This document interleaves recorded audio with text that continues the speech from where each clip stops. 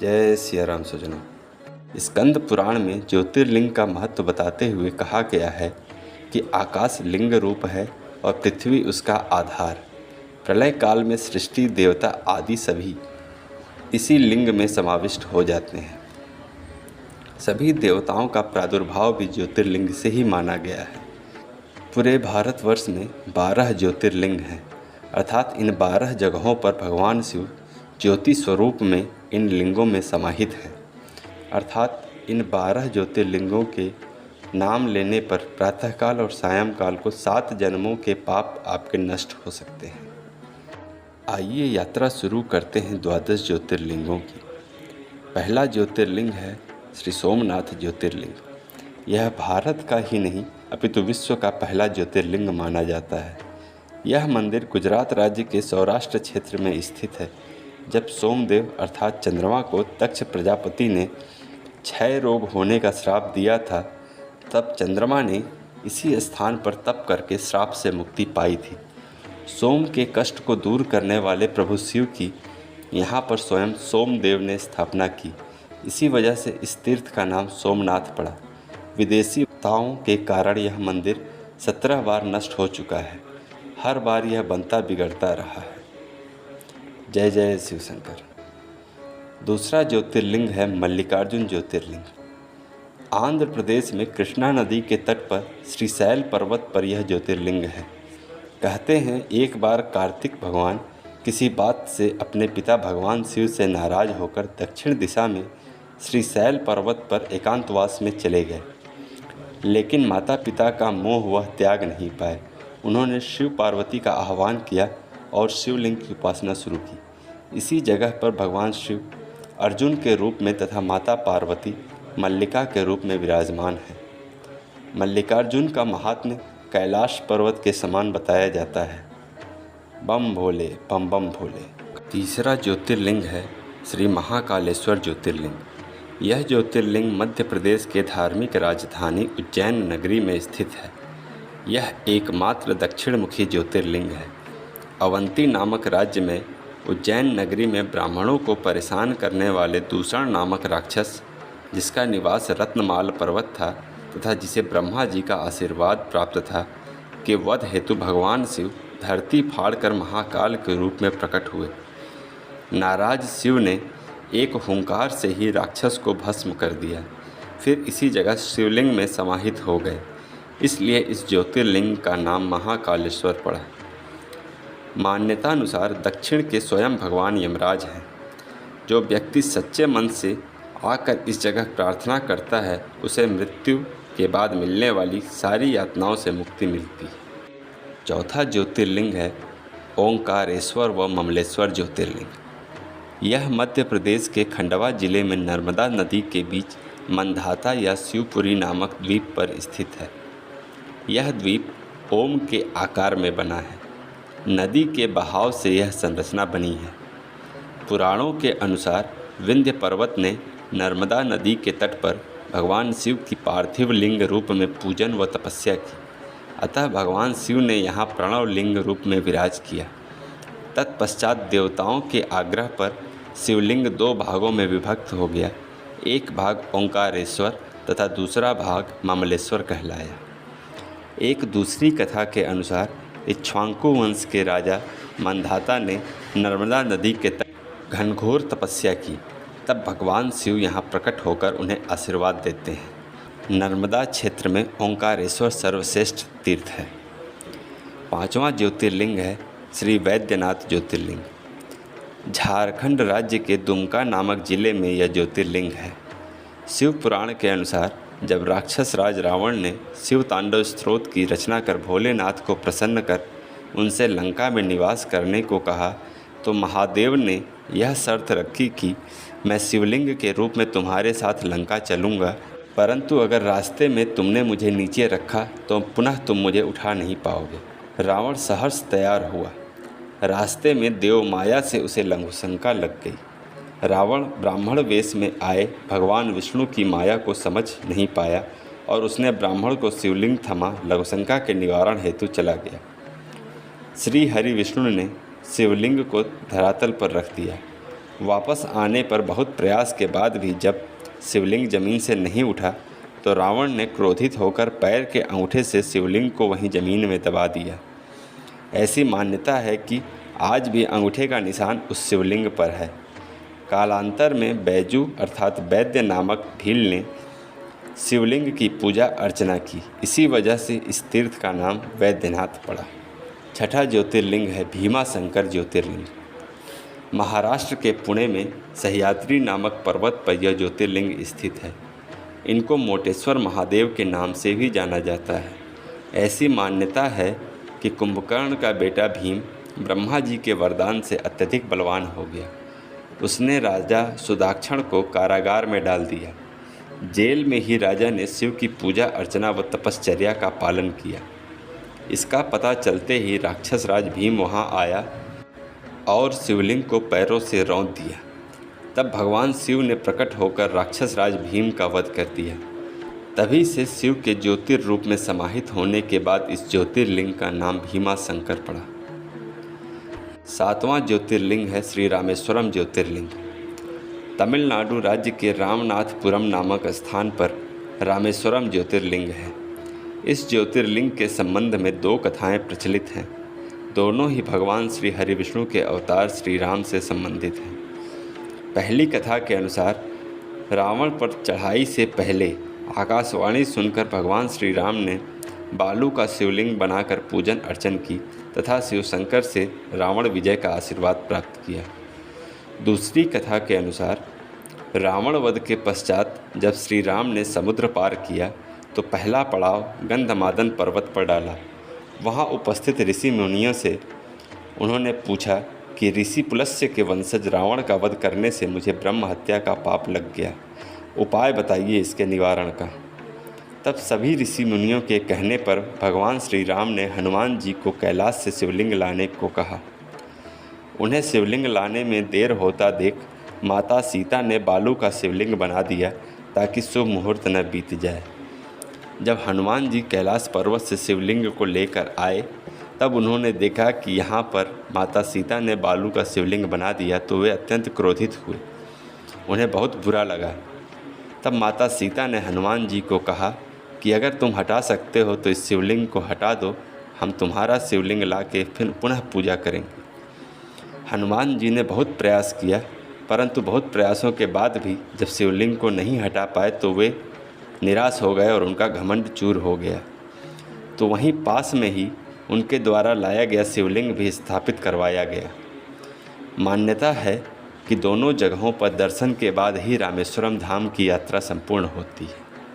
आठवां ज्योतिर्लिंग है नागेश्वर ज्योतिर्लिंग। गुजरात में द्वारिकापुरी से 17 मील पहले नागेश्वर नामक जगह पर नागेश्वर ज्योतिर्लिंग है। भगवान शिव नागों के देवता हैं। पौराणिक कथाओं के अनुसार दारुका नामक राक्षसी, जिसे देवी पार्वती का आशीर्वाद प्राप्त था, अपने पति दारुक के साथ वन में बहुत अत्याचार करती थी। महर्षि औरव ने उन दोनों को श्राप दिया था कि अगर उन्होंने या किसी भी अन्य राक्षस ने धार्मिक कार्य में व्यवधान डाला तो उसकी तत्काल मृत्यु हो जाएगी। एक बार दारुक ने सुप्रिय नामक वैश्य को बंदी बनाया और उसे कारागार में डाल दिया। सुप्रिय परम शिव भक्त था, जिसकी पूजा अर्चना से प्रसन्न होकर वह दारुक से उसकी जान बचाने के लिए कारागार के एक छोटे से बिल से भगवान शिव शंकर प्रकट हुए। दूसरी ओर दारुका ने अपने पति के जीवन दान के लिए माता पार्वती से प्रार्थना की। महादेव ने दारुक को क्षमा तो किया, परंतु यह भी कहा कि इस युग के अंतिम चरण से यहाँ किसी भी राक्षस का वास नहीं होगा, और ज्योतिर्लिंग के रूप में भगवान शिव और देवी पार्वती वहीं स्थापित हो गए, जो कालांतर में नागेश्वर व नागेश्वरी के नाम से जाने जाते हैं। 9वां स्थान है श्री काशी विश्वनाथ ज्योतिर्लिंग का। उत्तर प्रदेश में काशी क्षेत्र अर्थात वाराणसी जिले में श्री काशी विश्वनाथ ज्योतिर्लिंग स्थित है। इसकी मान्यता है कि प्रलय काल आने पर भी यह स्थान बना रहेगा। इसकी रक्षा के लिए भगवान शिव इस स्थान को अपने त्रिशूल पर धारण कर लेंगे और प्रलय टल जाने पर काशी को पुनः उसके स्थान पर रख देंगे। सबसे प्राचीन वेद ऋग्वेद है, उसमें भी काशी का उल्लेख है। काशी रित्ते अर्थात काशी विश्व से परे है। काशी में कहीं भी मरने पर भगवान शंकर प्राणियों के दाहिने कान में तारक मंत्र का उपदेश देते हैं। उपदेश प्राप्त करते ही प्राणी तत्काल मुक्ति को प्राप्त हो जाता है। माँ गंगा नदी के पश्चिमी घाट पर स्थित श्री काशी विश्वनाथ मंदिर से जुड़ी एक दिलचस्प पौराणिक कहानी के अनुसार जब श्री हरि विष्णु व ब्रह्मा जी में श्रेष्ठता का विवाद हुआ तो उनके बीच एक प्रकाश स्तंभ प्रकट हुआ जिसका अंत ढूंढने वाला ही श्रेष्ठ है, ऐसी आकाशवाणी हुई। श्री हरि विष्णु ने तो थक कर हार मान लिया, परंतु ब्रह्मा जी ने झूठ बोला कि उन्हें अंत मिल गया है। साक्षी के रूप में उन्होंने केतकी से भी झूठ बुलवा दिया। इतने पर भगवान शिव प्रकट हुए और अत्यंत क्रोध में आकर हुंकार किया। उनके मुख से श्री काल भैरव जी प्रकट हुए और ब्रह्मा जी का चौथा सर काट दिया। श्री काल भैरव जी के न्याय से शिवजी ने प्रसन्न होकर उन्हें काशी का कोतवाल बना दिया। ब्रह्मा जी को ये श्राप दिया कि विश्व में कहीं भी उनका पूजन नहीं होगा तथा केतकी को यह श्राप दिया कि शिव पूजन में केतकी को स्थान नहीं मिलेगा। वही प्रकाश स्तंभ संकुचित होकर ज्योतिर्लिंग के रूप में काशी में अवस्थित हो गया। दूसरी कथा के अनुसार एक बार माता पार्वती ने भगवान शिव से हिमालय पर्वत की जगह कहीं और बसने का स्थान चुनने को कहा। शिव जी को राजा दिवोदास की काशी नगरी बहुत पसंद आई। तब राजा ने ब्रह्मा जी का तप करके शिव जी को काशी में बसने नहीं दिया, लेकिन काशी का मोह शिव त्याग नहीं पाए और श्री हरि विष्णु जी की मदद ली। श्री हरि विष्णु जी ने राजा दिवोदास को तपोवन जाने को कहा। तब जाकर काशी महादेव का स्थायी निवास बन पाया। कई पौराणिक कथाओं में दावा किया गया है कि काशी शिव और पार्वती का आदि स्थान है, इसीलिए आदि लिंग के रूप में अविमुक्तेश्वर को ही प्रथम लिंग माना गया है। ग्रंथों में काशी विश्वनाथ का प्राचीन नाम अविमुक्तेश्वर बताया गया है। दशा ज्योतिर्लिंग है त्रयंबकेश्वर ज्योतिर्लिंग। महाराष्ट्र के नासिक में गोदावरी नदी के किनारे त्रयंबकेश्वर ज्योतिर्लिंग स्थित है। पौराणिक कथाओं के अनुसार गौतम ऋषि व गोदावरी नदी की प्रार्थना पर भगवान शिव ने ब्रह्मागिरी पर्वत के निकट वास किया। भगवान शिव का एक नाम त्रयंबकेश्वर भी है। इस ज्योतिर्लिंग की यह विशेषता है कि यहाँ पर तीनों देव अर्थात ब्रह्मा, विष्णु और महेश निवास करते हैं। अन्य ज्योतिर्लिंगों में सिर्फ महादेव निवास करते हैं। 11वां ज्योतिर्लिंग है केदारनाथ ज्योतिर्लिंग। उत्तराखंड में हिमालय पर्वत की गोद में केदार पर्वत पर सोनप्रयाग जिले में केदारनाथ ज्योतिर्लिंग स्थित है। इस ज्योतिर्लिंग के संबंध में एक पौराणिक कथा प्रचलित है जिसका संबंध पांडवों से है। महाभारत के युद्ध के बाद पांडव भ्रातृहत्या के पाप से मुक्ति हेतु शिव जी का आशीर्वाद पाना चाहते थे, लेकिन शिव जी रुष्ट थे। पांडव पहले काशी गए, वहाँ शिव नहीं मिले। तत्पश्चात शिव को खोजते हुए वे हिमालय गए। भगवान शिव दर्शन नहीं देना चाहते थे, इसीलिए वे केदार आ गए। दूसरी ओर पांडव भी लगन के पक्के थे, वे भी केदार जा पहुँचे। तब तक शिव बैल का रूप धारण कर अन्य पशुओं में शामिल हो गए। पांडवों को संदेह हुआ तो भीम ने विशाल रूप धारण कर 2 पहाड़ों पर पैर फैला दिया। सब गाय बैल तो उनके पैर के नीचे से निकल गए, परंतु शंकर जी जो बैल रूप में थे वे तैयार नहीं हुए। भीम ने बलपूर्वक इस बैल पर झपट्टा मारा, लेकिन बैल भूमि में अंतर्ध्यान होने लगा। तब भीम ने बैल का त्रिकोणात्मक पीठ का भाग पकड़ लिया और सारे पांडव याचना करने लगे। पांडवों की भक्ति और दृढ़ संकल्प देखकर भगवान शिव प्रसन्न हुए। तत्काल दर्शन दे पांडवों को पाप मुक्त कर दिया। उसी समय से भगवान शंकर बैल की आकृति पिंड के रूप में श्री केदारनाथ जी में पूजे जाते हैं। यहाँ पर कत्यूरी शैली में जो मंदिर बना है, ऐसी मान्यता है कि पांडव वंश के जन्मेजय ने यह मंदिर बनवाया है। यह मंदिर 3593 फुट की ऊंचाई पर बना है और यही इस बात की खासियत है कि उस वक्त जब ऐसे संसाधन नहीं थे तब इतनी ऊंचाई पर ऐसा दिव्य मंदिर बनवाना कैसे संभव हुआ? यह सब शिव की माया है। यह मंदिर अप्रैल से नवंबर माह के मध्य ही दर्शन के लिए खुलता है। 12 ज्योतिर्लिंगों में आखिरी ज्योतिर्लिंग है घुश्मेश्वर ज्योतिर्लिंग अर्थात घृष्णेश्वर ज्योतिर्लिंग। महाराष्ट्र के औरंगाबाद शहर के समीप दौलताबाद के पास वेरुल गांव में देवगिरी पर्वत के निकट यह ज्योतिर्लिंग है। पौराणिक कथाओं के अनुसार देवगिरी पर्वत के निकट सुकर्मा नामक एक ब्राह्मण अपनी पत्नी सुदेहा, कहीं कहीं उसका नाम सुदेश है, सुदेहा के साथ रहता था। काफ़ी वर्षों के बाद भी उनको संतान नहीं हुई। तब अपनी पत्नी के काफ़ी मनाने के बाद सुकर्मा ने अपनी पत्नी की बहन घुश्मा के साथ विवाह कर लिया। घुश्मा प्रतिदिन बालू से 101 शिवलिंग का निर्माण कर पूजन करती व बाद में निकट के एक तालाब में विसर्जित कर देती। जब घुश्मा को पुत्र हुआ तो सुदेहा को काफ़ी ईर्ष्या हुई। कालांतर में जब घुश्मा की पुत्रवधू आई तो सुदेहा की ईर्ष्या क्रोध में बदल गया।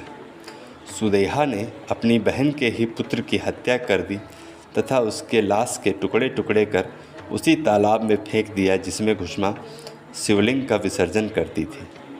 घुश्मा के पुत्रवधू ने कमरे में खून देखकर काफ़ी विलाप किया। उस वक्त सुदेहा ने भी दिखावे के लिए रोना शुरू कर दिया। सुकर्मा व घुश्मा पूजा में लीन थे, उन्होंने ध्यान नहीं दिया। पूजा पूर्ण करने के बाद जैसे ही वे शिवलिंग विसर्जित करने गए, उनका पुत्र उसी तालाब के किनारे खड़ा पाया गया।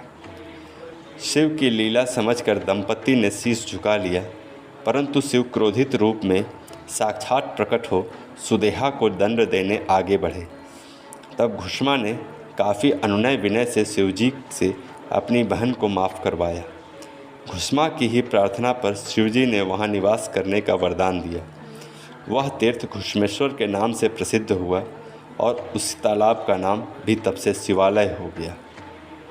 बौद्ध भिक्षुओं द्वारा निर्मित एलोरा की प्रसिद्ध गुफाएं इस मंदिर के समीप स्थित हैं। घुश्मेश्वर ज्योतिर्लिंग 12 ज्योतिर्लिंगों में सबसे आखिरी है और यहाँ के दर्शन के उपरांत ही 12 ज्योतिर्लिंगों की यात्रा संपूर्ण होती है और भक्त कैलाश यात्रा के पात्र हो जाते हैं। अनादिकाल से शिव का पूज्य चरित्र लोक कल्याण की भावनाओं से मंडित है। शिव भोले भंडारी और औढ़धानी कहे गए हैं। वे जीवन मृत्यु के नियामक हैं तो अमरत्व प्रदान करने वाले भी वही हैं। शिव के दिव्य स्वरूप का न आदि है न अंत। इस वीडियो में हमने 12 ज्योतिर्लिंगों की कुछ सुनी व कुछ अनसुनी कथाओं के बारे में बताया। इस वीडियो को अधिक से अधिक लोगों तक पहुंचाने की जिम्मेदारी अब आपकी है। शिव की आप सब पर कृपा बनी रहे। हर हर महादेव।